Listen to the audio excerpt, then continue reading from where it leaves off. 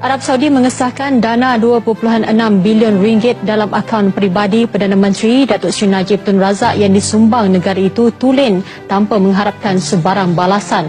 Perkara itu disahkan Menteri Luarnya Adil Al-Jubair. Bukti sahih selama ini bosku telah dipitnah demi kepentingan pemimpin politik yang rakus gila kuasa. Mengetahui dana berkenaan dalam pengetahuan beliau, Adil juga yakin Peguam Negara Malaysia Tan Sri Apandi Ali sudah meneliti perkara itu dengan terperinci.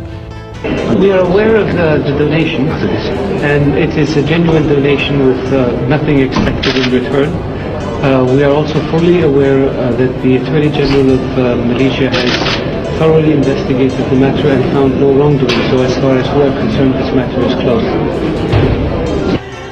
Adil menyatakannya kepada wartawan Malaysia di Istanbul selepas mengadakan pertemuan dengan Datuk Seri Najib Tun Razak di luar sidang kemuncak OIC ke-13.